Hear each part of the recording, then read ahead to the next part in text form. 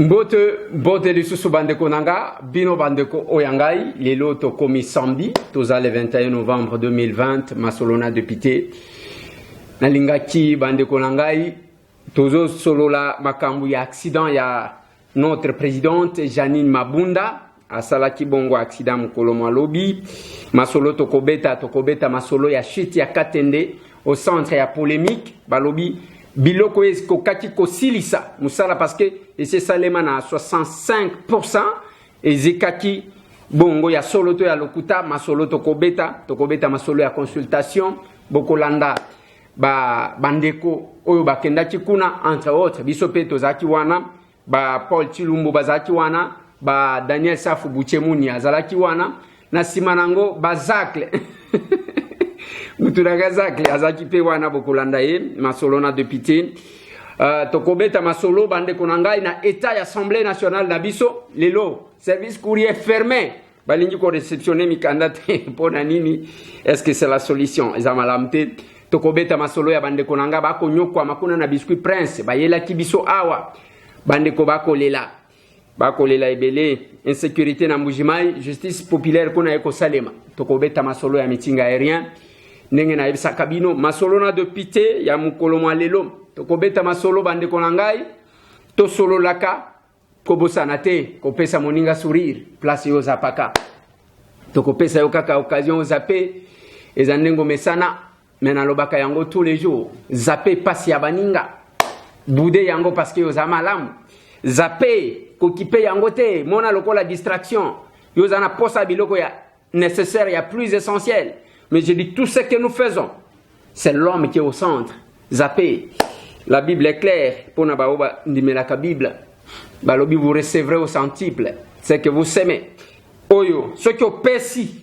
Mukena mutu. Yo kozwango au centuple. Mais ceux qui ont zappé passé à mutu. Je pense que bako zappé yo pe au centuple. Yango boko mona batu. Ma bonde litongo me dit pourquoi. Matangomba. On a kosala boy. Na kosala boy. Je dis merci.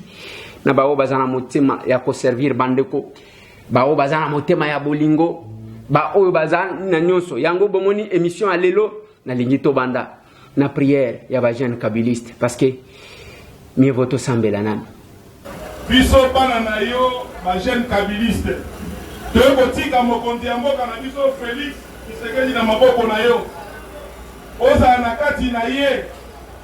On appelé que akomi président pour la constitution. On appelé que Moutona na droit à la constitution azate. On appelé Nzambe s'il te plaît que Congo oyo batu bakufi mingi. Que à travers hier batu bakufa lisusu te. Nzambe tanwa bozonga pour la décision aya na RTNC a annoncé la population Nzambe pardon kotika yete. Sala na kati na ye pour onyosa koloba et dans la conforme na mibeko oyo pesa biso bible na biso na mokito pe ni constitution Nzambe. S'il te plaît Seigneur, au nom ya mu ya mboka oyo totiki président na maboko na yo Nzambe kanai matoi na batu oyo bazali koya kopesa conseil ya mabe Nzambe pesa ye mutema ya kolinga ndeko na Joseph Kabila kwa ndema ikotika pouvoir na kimo ino topoya zala wana Nzambe tosengi yo pardon pesa ye bolingo ya kolinga peuple po lelo oyo soki makambo ebebi peuple akomona pasi Nzambe kozala na ye ebandeli tina suka na nguya na yo toza na espoir ke tanga koya na RTNC akofele constitution te nous disons amen. Voilà ma bonne na sengi prière wana parce que ba mama nanga ya Château Rouge basenga jinga balobi to lingi prière wana to kakago chaque jour mbote na ba mama nanga tout ya Château Rouge. Je n'ai cessé de me rappeler mon colonel Kaka. Je m'étais senti honoré mikutaka vraiment pananga. S'il y a des choses qui nous encouragent à servir encore avec abnégation la République, ils ont un geste d'encouragement à tous. Ouais, je dois vous dire merci. Nako profité, nasenga excuse pour l'incident au Bolanda Kilobi et j'ai compris que vous aimez votre chaîne, vous aimez votre compte YouTube. vous aimez ce que nous faisons. À la minute, il y a eu une confusion. À la minute, des coups de fil partout. On s'excuse pour cet incident technique. Grâce, il y a attention à Bino. Il y a qui fait l'effort, bien que nous moins en retard, je crois, il y a 2 heures, pour nous causer c'est la Bino, merci à vous. Je dois dire merci de tout cœur. Je dois dire merci de tout cœur. Nabandeko tout. Oh, bah, soutenir Bisso de près ou de loin. Oh, bah, pesa Bisso ta copo moko ya mai. Vert. Je dois vous dire merci en ce jour. Je ne peux pas être ingrat des bienfaits de quelqu'un. Je dois aussi dire merci. Nabandeko nanga tout.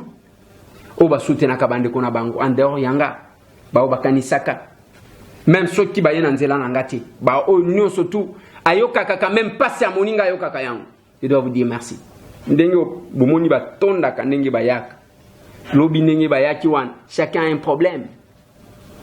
Il n'y a pas que les handicapés, aux hommes ba veuve ba yewana, aux hommes ba donc et ce que nous faisons les apôtres aussi les sapasi abatute parce que tous en ma kokité qu'on remonter moral. Yabatu. Ce qui remonter moral il y a la possibilité de s'épanouir. La plus belle femme du monde ne s'est donnée que ce qu'elle a. Mais ma bende aux anango, aux apaka. Compliqué. Ma solo n'a de pitié. Na lingina banda na situation en Mbujimai. Mamchabwelen, bon. Na lingina banda na situation en Mbujimai. Insécurité zaya komata makasi na Mbujimai. En ce moment, la population Yambujimai va décider que ça la justice populaire, Bakangio, Batumbi, Bakangio, Babomi, Basi Batumbi, plus de 4 personnes. Mais Batouana, to évité, Oeza à la base, est-ce que Zakaka passe?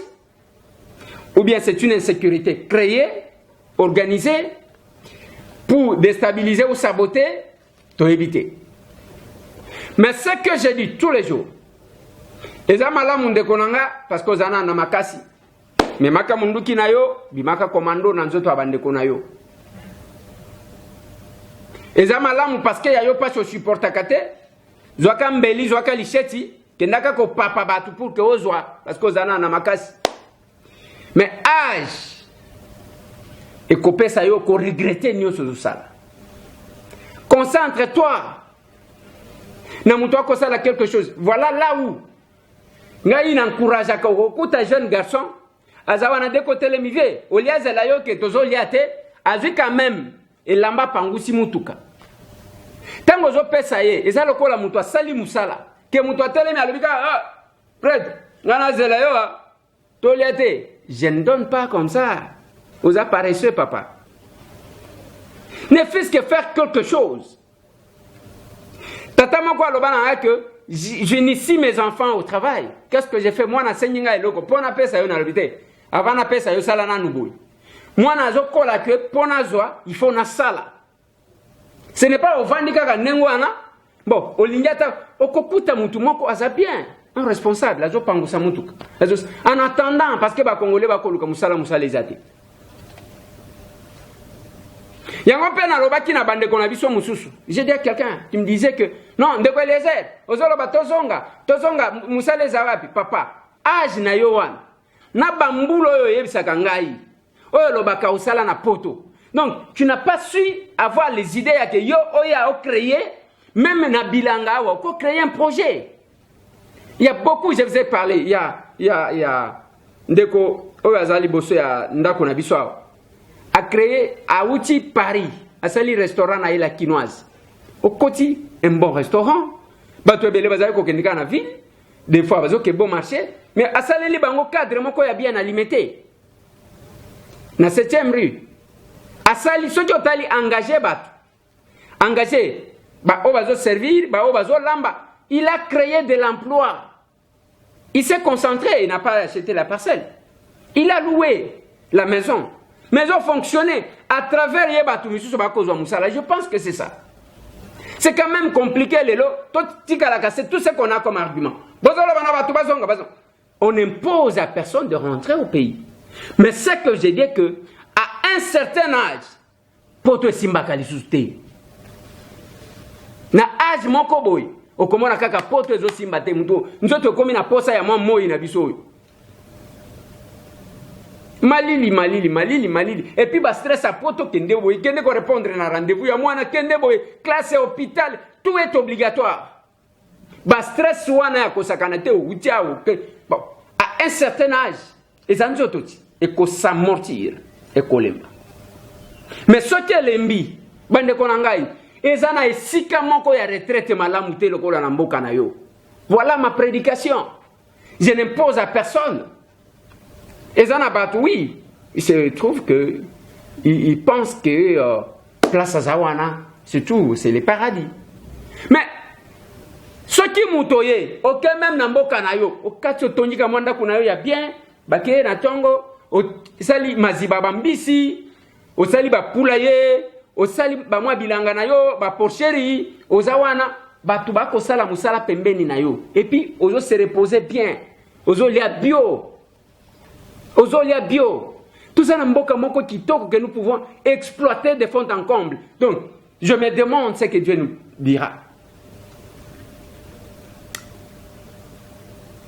Ezandez-moi. Ma solo n'a de pitié. Bandeko, ya biscuit prince. Oui. Bandeko, ya biscuit prince. Ba travailleur, yakoul. Pendant qu'on se bat que bat tout. Bah, travailleurs basés dans la condition à malam. Il y a quand même les gens. Oh, mais c'est plus dangereux, bien sûr. Ceux qui sont dans la version ça. Parce que j'ai tenté d'entrer en contact avec Bango pour que nous ayons une version de fait. Il fallait que nous couplions. Ceux qui ont les éléments, il y a quelques jours. J'ai tenté de les avoir, mais sans succès. Les appels à Batumisu Bazaka. Patron d'Engwana qui disent bon, on s'en fout. Hein. De toutes les façons, tous en a justice, je vais expliquer. Bandeko wana ba yekolu kabiso nandako. Oye comme mire de lamentation. O pena lobaka na bino. Finga me setambwe chola ye. Lobaza villageois aye baka nini te na sala ka compétition na mutu tenga itambo. Villageois de père et de mère. Kolata na ibakate français na ibakate nyonso j'apprends en mukolo ah soki na katia mangu na classe je vais étudier les samedis j'étudie presque toute la journée parce que c'est de 9h à 16h ou 17h nazana classe nazotanga parce que nazo occasion te ya kotanga tango bino bozaki kotanga malam ma maman vendait les beignets oui maman nanga koteka nikate bien qu'elle m'a quitté tôt, il fallait que je puisse l'honorer. Mon père aussi m'a quitté très tôt. Il fallait que je puisse les honorer.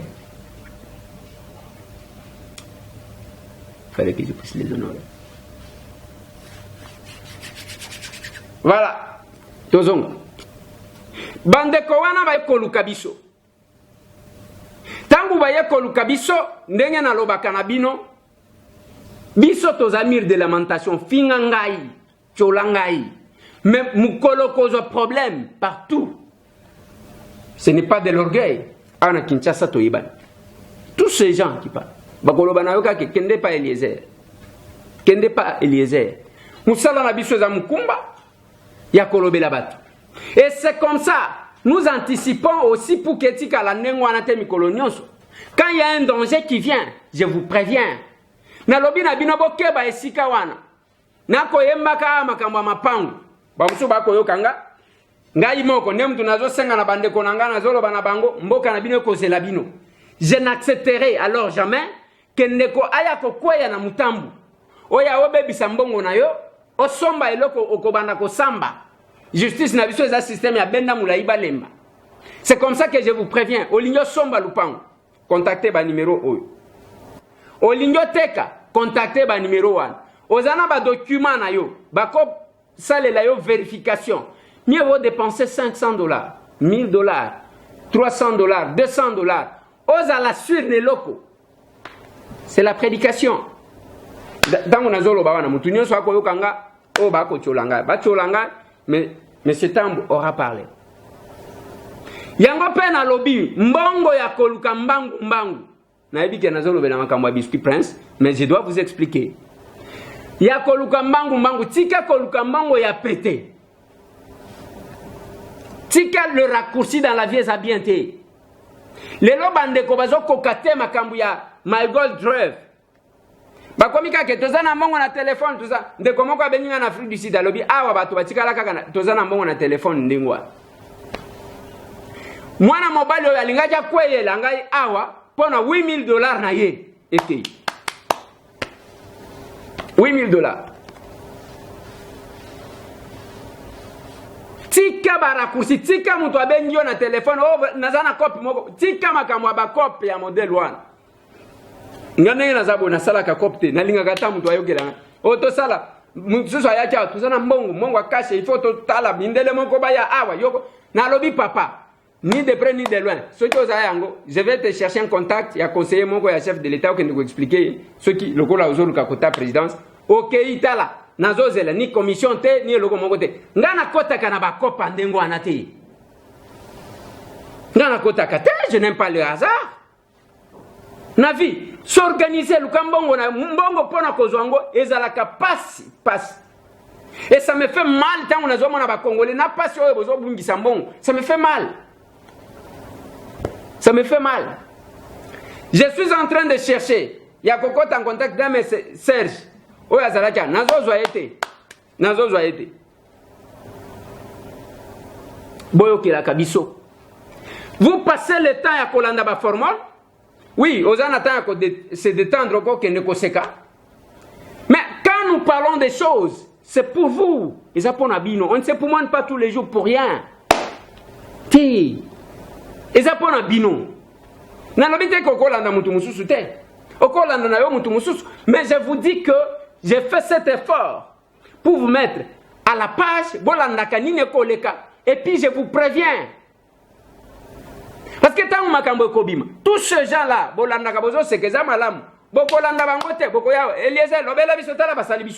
c'est comme ça que nous anticipons. Biscuit Prince, Ce va dire société à Biscuit Prince. Autrement dit, cartonnerie, biscuiterie Prince. Là, juste un Izan. Il y a des choses qui sont juste soutien parce que ça, tu as un soutien de société.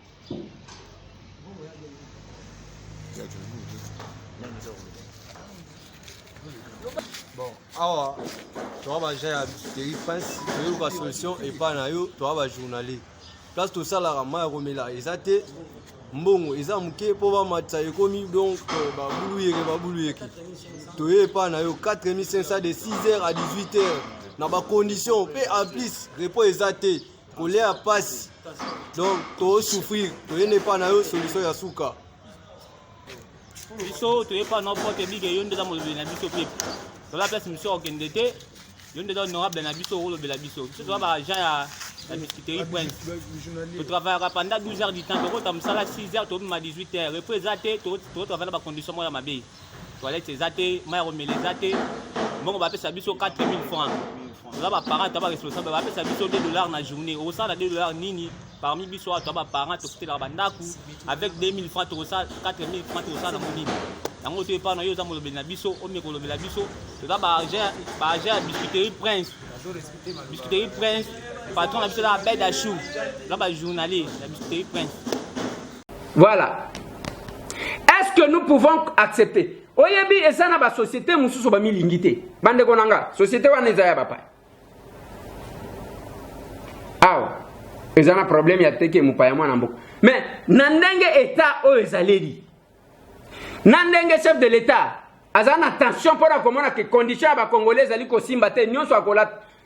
Nyonso kolata ye, c'est ce qu'il nous a dit hier. Alors nyonso e kolata biso. Ce qui t'ose responsabilité te, il y a ne fils que tout ça là un pas pour les changements, pour le bien-être ya peuple. Et kolata biso, ça va rester collé à nous. L'essentiel n'est pas d'aller en politique, c'est faire des milliards avec un peuple très pauvre. Mais tant que yo société oyo so qui biscuit Prince. Ozawana okoliesa kabatu biscuit. Ce qui version au bapesi. Voilà. Si la version qui vient d'être donnée, elle est la vraie, papa, mais qu'on regrette. Nous apprenons, on nous a même parlé de gens, il y a des politiciens, des autres qui protestent parce qu'ils tirent les dividendes. Non, tozana ngonga ya ba couverture politique et lisusu te. Ba kolongolango. Papa na lobby ba couverture politique wana, omoni? Ba kolongolango. S'il n'y a pas de solution, je vais prendre l'engagement. Je suis député. Tokomeka komatisa bretelle. Oui, nous sommes capables de le faire. Et puis, on peut ça, il passe. Tu es capable de combattre ça. Je dis à quelqu'un, il faut qu'on s'en attention. Quand nous discutons. Parce que, biloko wana trafic d'influence ici, là, parce que ce qu'on y a, on a peine à qu'on y a moi à l'école. Oye, on a bêti pe au moins les minzotes. Et ça, madame, ceux qui bandent quoi, ceux qui version Mbappé, c'est vrai, trouver la solution pour les Congolais. Vous êtes prévenus. Trouvez la solution pour les bandes quoi. Binope bande konabiso, souvent la chef du personnel ba Congolais pour que bande konabino va bien traité. Si quoi bino chef du personnel et la société au bossa kanini. Qu'est-ce que vous faites? Comme on a la marionnette, hein? Mais c'est pas possible. Et vous faites souffrir vos frères parce que bino bozawan. Batia wana conseiller juridique. Donc muto akosa le côté assez travailler abandi konyo kwa. C'est quand même compliqué. Tozo kende na dossier ya Chiti ya Kateni. Bande konanga. Na ebite qui aime le Congo qui ne l'aime pas. Chiti ya Kateni misale chez Salema à 105%. Mais biloko nyonso ya kosilisa misala wana eza awa na ba conteneur awa na Lubumbashi. Et c'est ya evanda wana. Nous avons vérifié. Batali Sibiso, ba responsable ya SNCC. Batali Sibiso yango. Nous avons même une lettre au bazo sala état des lieux, bazo expliquer comment makambo salemi, comment biloko wana ezali ekoti kokeni. Bande konanga. Ya kakobola. Et c'est siliti. Hein? Et sili et tikali kaka. Bacha basinga comme ça bana kikwiti bana ni bazwani. Mais ya katende koti kopesa courant na Kananga na presque tous les grands Kasai. Bakozo na bango courant mais batu bala mujika kaboy ba inventer na éviter qu'est-ce qui bazoluka nini batia na réseaux sociaux biloko nyonso ezika wapi ça se trouve à Lubumbashi. Et vous le faites pour décourager les chefs de l'État pendant que les histoires sont là. On a même des lettres à responsable à SNCC. Il suffit seulement que Bappé sa mot d'ordre, mais quel est l'objectif derrière? C'est tous les gens qui sont censés être proches à chef de l'État. Et quand vous vulgarisez ce message, qu'est-ce que vous attendez? Projet à Bapano? Oui, projet à Bapano est Zamalam. Toboïté. Ça doit être un supplément. Mais vous n'allez pas quand même que cause effort non surtout à balancer en la poubelle. C'est la politique ancienne qui n'est pas bonne. Il y a un moment où on Kinshasa toloba makambu ya baravin. Il y a des érosions à na lukunga na biso. Ba ya basali misala ba komi quelque part batiki. Mbula ye le quotidien ce qui on doit recommencer. Ba comment na libulu e bandi ya muke awa ba kozipate. Bakozela ce qui est comme munen ba yoko tia ba dépense pour se retrouver na IGF fo etombuki makambu ya surfacturation makambu ya surfacturation oyo batu misuso yo komona na ebité mboka na bino degré ya muyibi ya modèle oyo non mais bino batu boza proche ya changement toyebi cop toyebi bien makambo ya énergie solaire toyebi attention qui boza na pourcentage l'un n'empêche pas l'autre projet pour qu'évoluer basili sakatende 65% et puis makambo ezalia biloko ezalia na déjà na Congo batindi kangwe sila comme vous avez un projet il y a panneau solaire il faut voter kala wana boye sa chef que te non se saisi bobani ko tia biloko na réseaux sociaux c'est quoi cette histoire là botika makambo wana botika kanenge bozolo tozolo babana botika Parce qu'on va vous prouver, le Lubumbashi, c'est... Na cause avion, les lots, na filmé, quand on a besoin de quelques images, na zotié la ville. Et puis na zongi. Na recommencé interview, na kei. Et ça quand même déplorable.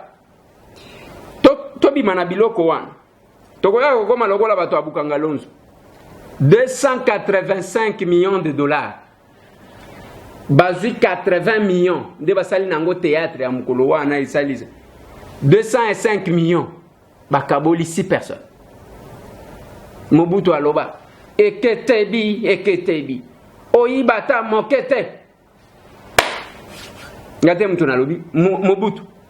Degré ya muyibi ya ndenge wana bande kona. Bozala kabatu, to bozaka batu.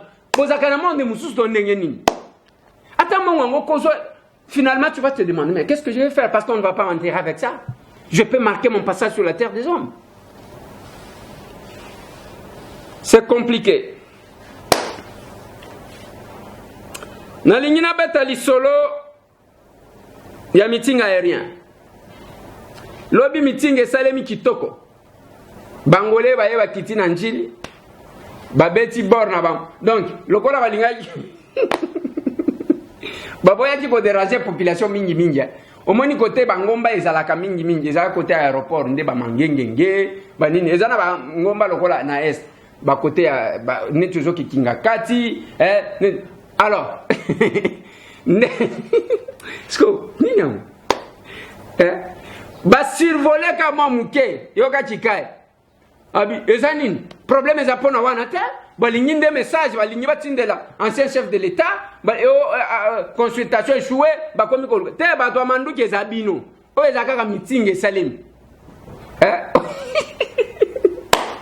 Ça la bana lo bagini. Nzete o matela yango ne ko kitela, o ko sotete. Soti bolingi bitumba ya biceps. Bon. Félix Ayebi Manduki. Ayebeli Angwa. Nalo bagana mino tous les jours. Ayebeli Angwa. Yé même sécurité wa de sala ke kaka. Alingana vina ya ki civil. Akotambola na ye. Avandi na bon marché. Allié moi liboke. Donc. Viwan. Ayebi makambuya. Armez-vous. Portez armes. Et bot. D'abord kilo ya ba.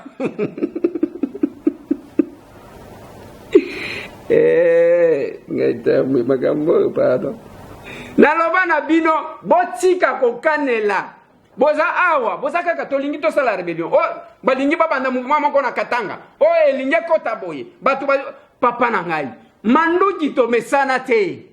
Biso to mesana kaka boye. Bon multiplier ba groupes armés na est, bon multiplier. Vous êtes en train de tuer le peuple congolais pour rien. Bozo wele na nanani. Biso to linyima kama manduki te. Mais lobby moi meeting aérien. Kaka boy batu balalite. Bolalite po ani. Bolalite po nani. Bolalite po nani. Bino nde bakolo manduki. Félix ayeba kama kama manduki. Naloba kana bino tous les jours. Moi mobile wana. Ayeba kani makama manduki. Amonela ngwa. Même moi ya policier ya ke ba policier bazali ko kengela papa na ye. Acha simbango. Naloba ne bino mkolo prestation de serment. Gilet pare-balles ya pamba. Balati siebo elobise ban lang. Nyonso to abatu balobite akoti ba monde mystique. Ya nini? Amesana biloko te. Même dans la Bible. Raoul roi ni. Raoul. Roi ni. Boyimbisa ngai. Boko compléter nga ba pasteur ba yebi. Alobi na David tala yoko kende ko bunda na Goliath boete. Azui ba armement na nyoso latisi. David me pas. Amekide pa lobite. Papa, oyo ngana mesana yango te. Omoni la spare na ngai oyo. Yango na beta mutu. Omoni ngai na sina simba lion boina boy. Na mesana oyo bibundelo na mesana na ngote. Yango moni lelo Félix consultation azongeli ayebi bundeli. Amesana na population. Amesana yake makambo esali la population s'élève. Azongeli kuna makambo manduki ezabino. Ne ba spécialiste. Boyebi nini bobo makabatu. Parce que na mboko yo mtu akolo balisote. Na lobby dossier ya Mzee Laurent Désiré Kabila. Il dit qu'il faut qu'il soit en liberté. Ce qui, c'est lui, si c'est établi, le moment de la vérité est là. On ne doit pas se donner l'audace à aller. Babomon Mzee, akenda na yebo et ofele, tu vas vendre na baboloko des fois, les innocents, ainsi de suite. Vous dites que non, voilà, tu peux profiter, les anzela na biso ale. Tu dis, ça, tu vas petit Félix, à la likuna. Bande konangai, nyevo ko vanda na kinya, ke kosala makambuana. La prière.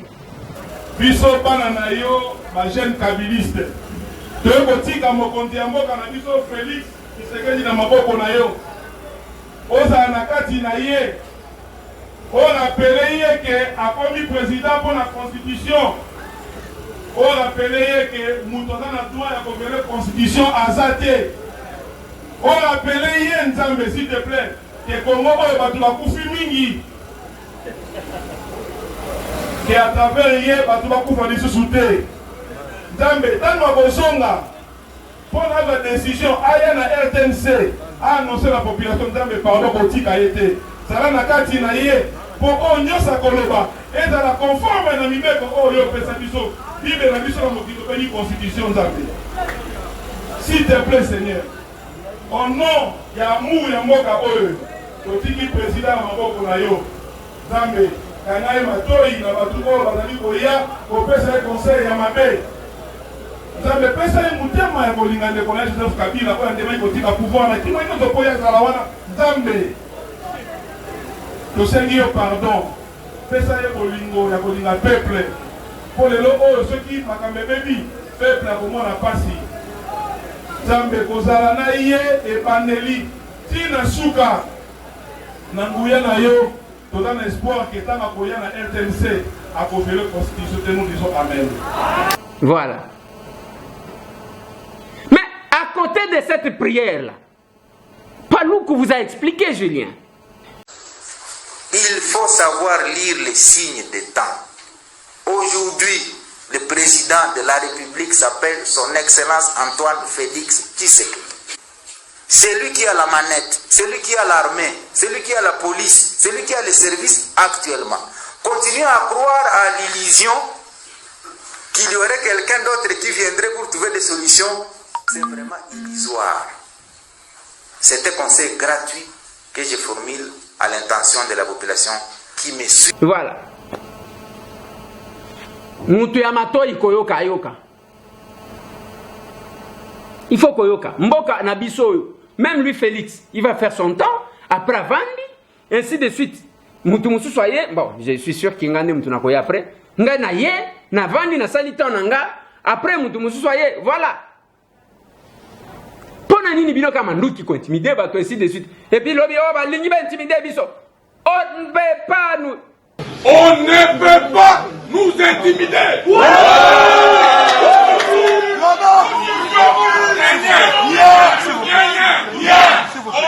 peut pas nous intimider.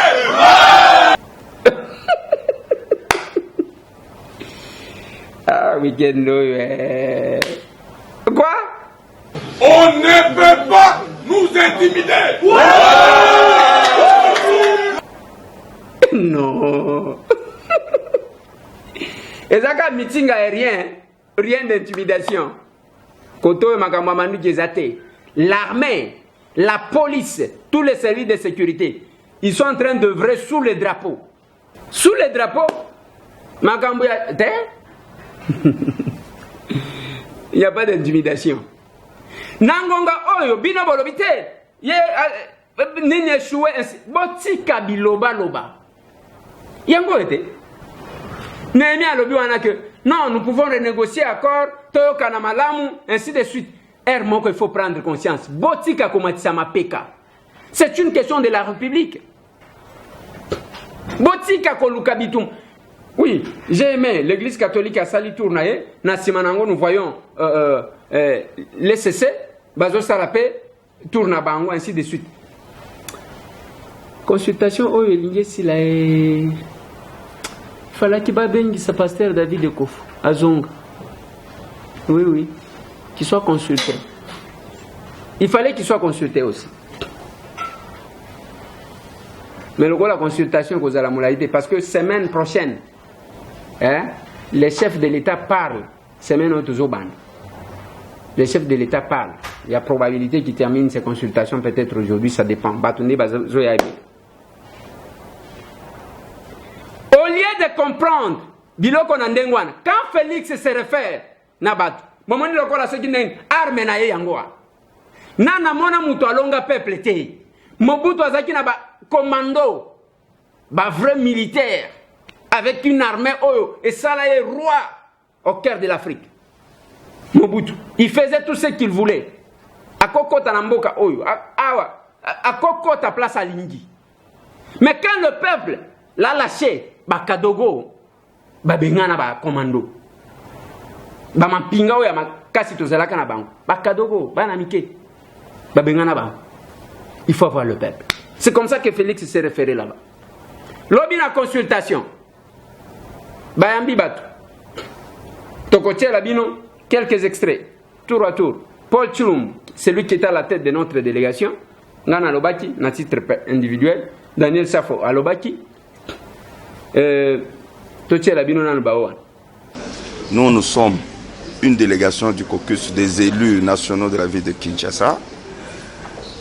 Nous avons répondu à l'invitation du président de la République de se faire consulter parce que nous avons pensé que c'était une bonne chose pour notre nation. Nous avons échangé avec le président de la République. Malheureusement, nous ne pouvons pas divulguer le contenu de nos messages ou de nos échanges avec le président de la République devant la presse. Nous vous remercions. Merci. Il y a eu une faute de soi. Position a eu Il n'y a rien qui aille. On doit saisir cette opportunité quand même. Ils ne savent même pas aller. Honorable, vous étiez chez le chef de l'État. On peut savoir qu'est-ce que vous lui avez apporté comme message essentiel. Non, mais en fait, nous avons suivi les soucis que tous les Congolais ont suivi du chef de l'État en rapport avec la marche de la République. Et là, il a été décidé par nous de lui faire nos propositions en rapport avec la réalité que nous vivons dans l'hémicycle à l'Assemblée nationale. Et nous attendons que lui-même puisse se décider parce qu'il s'agit d'une consultation. Donc, ce n'est pas la décision que nous sommes venus communiquer au chef de l'État. Il nous a consultés, on a répondu à ces questions. Alors, quelle est la position de l'honorable Elisée Ntambwe à propos de l'accord FCC Cash et à la création de l'Union sacrée? Quoi? Non, d'abord ça, c'est pas ça la question. Le souci du chef de l'État, ce n'est pas de requalifier la majorité. Il nous a clairement dit qu'il n'est pas là pour créer un nouveau parti politique, ou encore un regroupement politique. Il a juste un souci de lancer un mouvement, un courant qui doit permettre à ce que le peuple congolais puisse se retrouver. Mokonzi Mboka a un souci moko. À lobby, depuis Basalaki coalition, ezali ko salema, to libala, ezali ko tambola malamu te 2 ans et qu'il na mai. Alors pour ça na ezali ko sala parti politique te, pour ça na ezali ko sala regroupement politique te, pour ça na ezali ko sala courant mususu de pensée ya ba congolais o balingi mboka na bango pour que bakoka ko servir mboka na bango. Bon libala ya bango na FCC Cash, on y a mais ngai soki batuni ngai en tant que peuple. Je n'engage pas les coquilles na nyonso wana nazolo en tant que monsieur Tam. Batuninga en tant que peuple depuis kalanga na loba na bango que c'est un mariage contre nature. Mukolo bayaka na munyere ya Tshisekedi balati tike ganya kabundi mabundi na loba na bango ke boko bunda suka babunditi. Merci beaucoup honorable. Merci.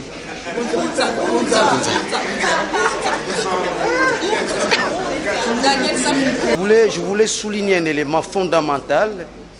Nous venons d'être reçus par le président de la République, mais au-delà des députés, ça faut être reçu à huis clos. Je suis resté avec le président pendant 6 minutes, nous deux seulement.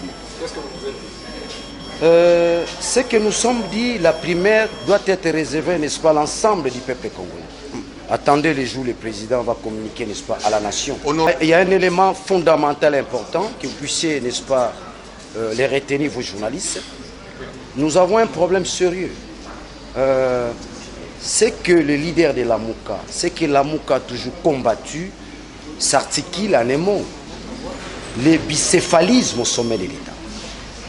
Et je pense que avec ces rencontres, avec la nouvelle dynamique, avec la nouvelle rationalité, on pourra, n'est-ce pas, mettre fin, n'est-ce pas, à ces bicéphalismes au sommet de l'État. C'est la vocation même de tout un peuple. C'est l'inquiétude même de tout un peuple.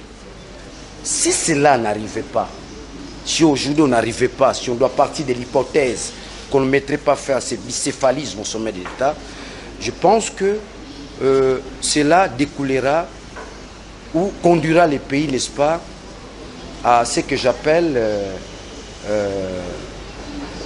la disparition du Congo. Je crois que nous tous, de manière rationnelle, de manière responsable, nous avons tout intérêt, n'est-ce pas, de protéger le Congo. Donc nous revenons aux a priori, n'est-ce pas, de la fondation du Congo. Construire la nation.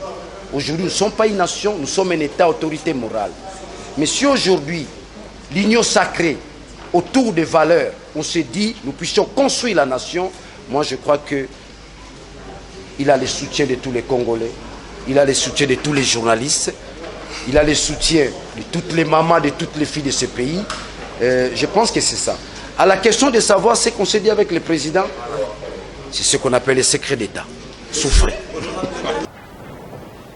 Après, Bandeko Mususu Balobaki, entre autres, Moutounanga Zake, Zakari Bababaswe. J'ai été aujourd'hui reçu en ma qualité de leader d'opinion et de ce qu'on est convenu d'appeler maintenant dans la culture urbaine influenceur. Le message que j'ai apporté était très clair. C'était de dire d'abord que cette occasion est une belle occasion dans la salle dans laquelle nous avons été reçus. C'est là où des grandes décisions de la République ont été prises, notamment la déclaration de l'indépendance et aussi l'héritage qu'il porte en lui biologiquement, où M. Etienne Tshisekedi et ses amis ont dû redonner à la RDC une nouvelle voie. Et en cela, en tant qu'influenceur et leader d'opinion, j'ai fait savoir au chef de l'État que la décision qu'il a prise de mener ces consultations était un début de la récupération de la République démocratique du Congo par les Congolais. Deuxième élément, qu'il ne devait en aucun cas reculer parce que c'est le moment tant indiqué et par Dieu et par les ancêtres pour que nous puissions aller de l'avant.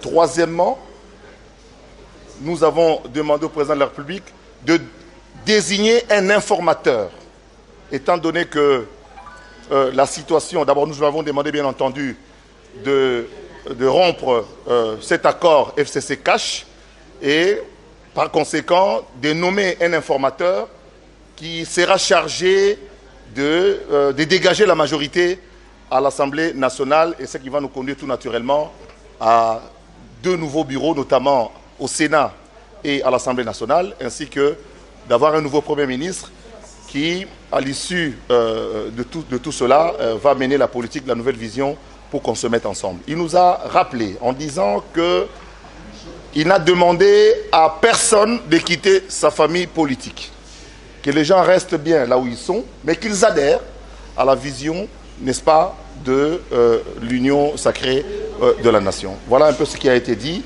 Et bien entendu, j'ai demandé en tant que leader quinois, bien si la restitution pouvait se faire dans un endroit comme le stade de Martyrs, c'est aussi une option, de telle sorte qu'il pourra communier avec la population, avec ceux de Kinshasa. Voilà, j'ai dit et je vous remercie. Nalinga en a beaucoup. Dans la démarche du chef de l'État, je lui ai fait part de ce que je viens de dire ici, exactement. Donc ce que je veux dire, c'est ce que j'ai dit, tout a été mis dans un mémo que je lui ai remis.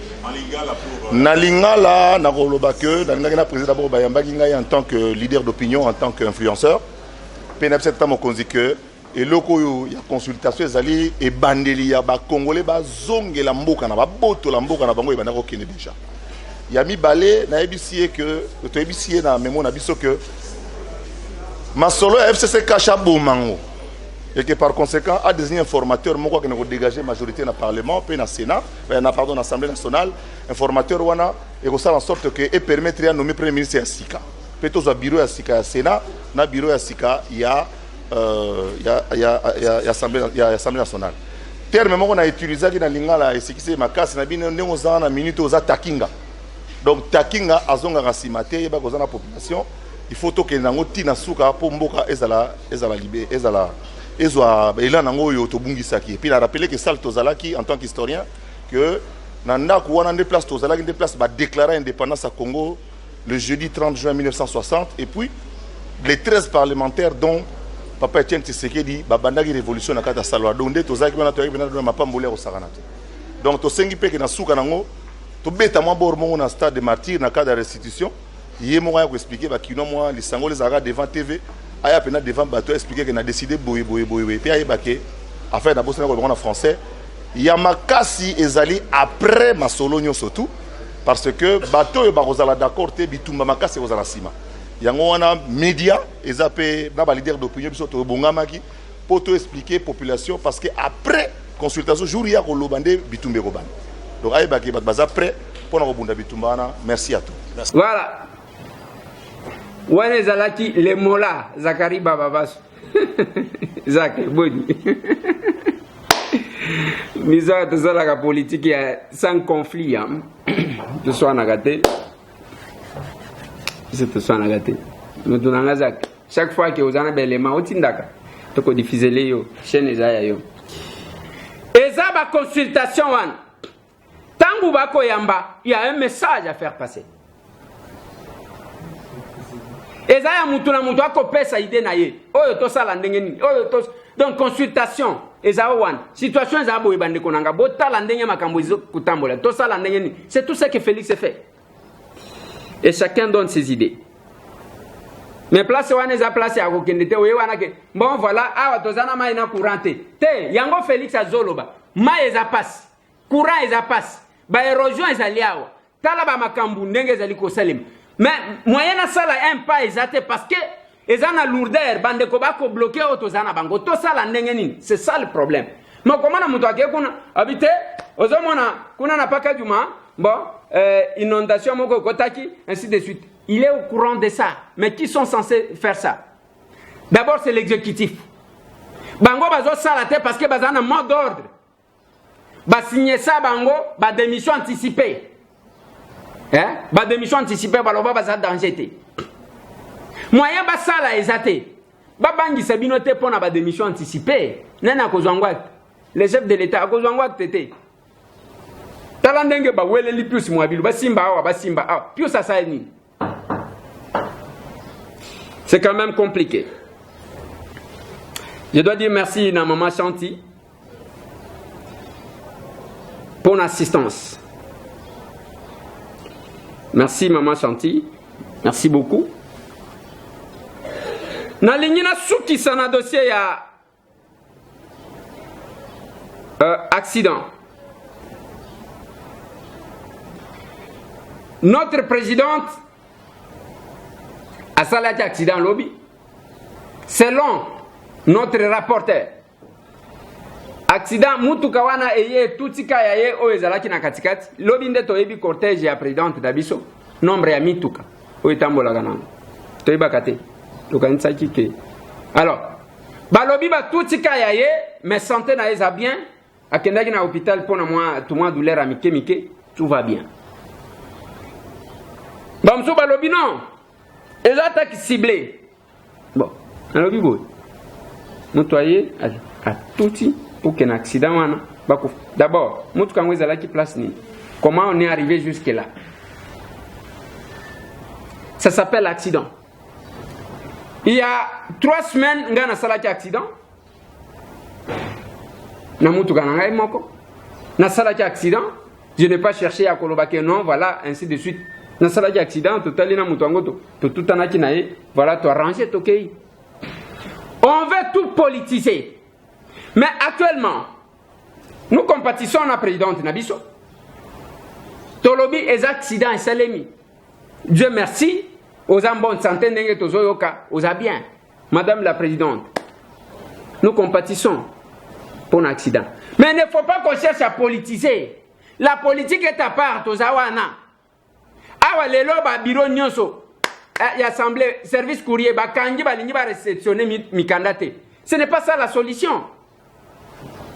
On est la solution, il y a toujours la possibilité. On a tout prévu. Ceux qui, bazute, balobi, ne l'ayant pas trouvé, batikit. bakotika na bango to sauver ndemboka na biso to tika makambo wana ya koluka kolakisa. Ce qui me fait mal, c'est quand je vois mes collègues continuer à jouer rôle moko ezo mettre biso à mal. Tous ces gens qui font des bruits, au cas où on dit dissout les lots, va dissoudre le Parlement. Les lots, Félix Ako, le passage en force, à dissoudre naïe. Combien de personnes seront encore consultées? Banani bakobenga na ba réunion. Yo musala na yo ali ba sali sakayo musala ya pamba ali. Okoti wana ba pese au papier. Touche pas, touche pas, touche pas, touche pas.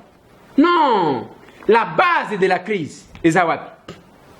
Je me pose la question. Notre présidente Janine Mabunda, Tambwe Mwamba, Kabila au pouvoir, il pouvait lui tenir l'engagement wana bazo tenaka Félix. Dès qu'on a que Yazaki Lambo, Bolobaki al Pantin, Botiaye étiquette ainsi de suite. Bon continuer étiquette. Azo chauffé Kajiti Nabin. C'est là que j'ai dit na bande qu'on a biso misusu qui prétendent qu'on se bat. Boti Carole wana moi mbongo wana ba pesa kibino musala na bino ko luka ko déstabiliser. Vous jouez maintenant c'est le même langage avec l'FCC. Même langage. Bokolo wana nani? Bo vandati. Des menteurs batwa lokuta ya modèle wana. Batwa lokuta. Et vous pensez que boko kosa biso bozo kosa mona biso wana mike? Et vous oubliez que Bissona Bino to buna ensemble, on se connaît, on connaît les joueurs et son jeu.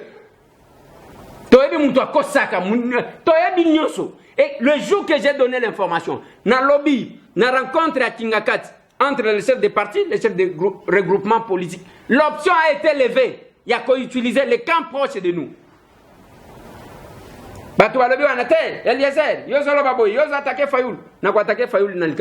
Quand je vois ce qui est mauvais, je dis ça c'est pas bon. Et ça sera une honte. Même mon kiléo que les camps Fayoul et bandit copé sa béquille à bateau FCC. Et cause à la sonne, ça sera un péché impardonnable. Qui se ressemble à ça? D'où vient le même discours? D'où vient le même comportement? Comment vous devez avoir un adversaire commun? Mais comme ici Félix, adversaire commun. Mais c'est quoi ça? Et vous voulez vous moquer de qui? Tous ces gens qui font de petites publications sur les réseaux sociaux. Contre Félix Assalibo, Félix, qui ignore, qui sont sur le mamel et à FCC, qui ignore ça? Compliqué. Voilà, Bande Konanga, Nazo Suki Sawana Pona Lilo. Notre présidente, heureusement, elle est en bonne santé. Mais entre biso na ekolo na biso, soti mwana kobela, mabele kobela, tokotika mwana kufa parce que tokobota mususu, tolobela mabele. Wana c'est chez moi. Yango moni epa na ngeza kana bamfumu lokola ndenge mona ka bamfumu ya kotambola kana nzela bangwana balati. J'ai dit mais oh bah toi théâtre ou bien bamfumu. Et l'ambango ya kimfumu wana quand on veut emporter c'est pas possible. Ozokuta mfumu azanganga, azosalela batukisi, mfumu, un chef coutumier, féticheur. En tout cas, je n'ai jamais vu. Un chef coutumier ndoki. C'est pas possible. Chef coutumier à cause de l'anganga ndengeni. Chef coutumier donc azosalela mutukisi ovandi wana. O chef na ye awa bandi ko salela okisi. Chef coutumier. Un chef coutumier donc azosalela batukisi. Je n'ai jamais compris ça. Chef coutumier et pananga. Yazali kole ya ba nganga, ya ba ndoki, ya vandiwan. Sotia moni eloko amabe, atingi apesi instruction. Na moni mwana wana saliboy. Et ça s'exécute. Mais chef coutumier a vandiwan, yemo kwa azo sala mutu cérémonie. C'est pas possible. Chef coutumier de chez moi ko vanda bengi banganga na yewana ba ndoki na banini ba vandi. Abi mwana na bino yewana. Na ligne lokobo. Ba saliti. Et ça chef oyo akeyawa telemia wate. C'est quoi ça? Et beaucoup qu'on a vu aussi là yango moni baye na bandundu ba pesi ngombe ba pesi bango mabeli. Bayana masisi ba pesi ngombe ba pesi bango mabeli. Ils nous mettent en difficulté, ils vendent tout. lelo na loba ki na bino ya une société yao et coopérer kaka na ba chef coutumier wana ba pesi ba soki ba hectare combien ba pesi bango mwa mungwa mwa $1000 ba bandi ko tekela ba congolais bango moko ba espace wana soki na combien les congolais dorment. Plus de 143 9 98 311 332 masolona député pesa moninga sourire c'est qui s'en déconne yo tango zana lisungi sunga ndeko na yo ndeko na ngai nyoso komona auto kotika eza la politique eza la kosambela auto kosambela lobby dimanche. Je me pose la question boyebi ke lobby na comment qui komituna na lobby mo. Je me pose d'abord la question par jour nga yo na zaka na combien d'heures pour nanga. Je me suis rendu compte que naza presque natana yanga mon côté. Tu te réveilles le matin, au manina ba personne avec handicap moko memi ba bato ba doléance wana kena bureau boyo zonjo kena bureau boyo zonjo. Hier, il y a même un DG d'une entreprise qui m'a manqué du respect, pas parce qu'il n'a qu'un comme ça les panaïs, parce que je voulais plaider la cause de quelqu'un. Il m'a manqué du respect. J'ai subi cette humiliation là et ça a moi déséquilibre, mais je me suis dit son nom.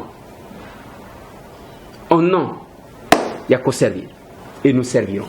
Attends ce qui va l'iguiter. Plus de 143, 998, 311, 332. Tout le temps, lobby dimanche. Mais mituna, avant au Sambel.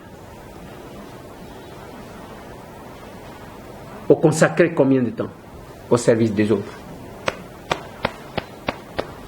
Et fournir nos sali pour nous construire quand même c'est celui-là qui souffre. Mais pour la religion, tout ça, tout ce qui ça, dans les bons délits, il y a des jeunes kabylistes. Biso banana yo, ba jeune kabiliste. De botika mokonzi ya mboka na biso Félix Tshisekedi na maboko na yo. Oza na kati na ye.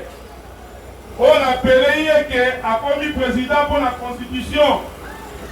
On appelé ye que mutoza na droit ya ko constitution azate. On appelé ye nzambe s'il te plaît que Congo oyo batu bakufi mingi. Que à travers hier, tu vas pouvoir les sous-souter. Zambé, dans nos bosonga, pour la décision, Aya na RTNC a annoncé la population Zambé pardon pour tika été. Ça va na kati na ye pour onyo sa koloba et dans la conforme na mibeko oyo pesa biso. Bible na biso na mokito pe ni constitution Zambé. S'il te plaît Seigneur. Au nom ya mu ya mboka oyo, totiki président na maboko na yo. Zambé Kanaï Matoi, na batuko bazali koya kopesa conseil ya mabe. Nzambe pesa mutema ya kolinga ndeko na Joseph Kabila kwa ndema ikotika pouvoir na kimo ino topoya zala wana Nzambe. Tosengi yo pardon. Pesa ya kolingo ya kolinga peuple. Pour lelo oyo soki makambe bebi peuple ya komona pasi. Nzambe kozala na ye ebandeli tina suka na nguya na yo. Nous avons espoir que tant que la RTNC a conféré la constitution, nous disons Amen. Eh bien, merci, hein, Tokotan.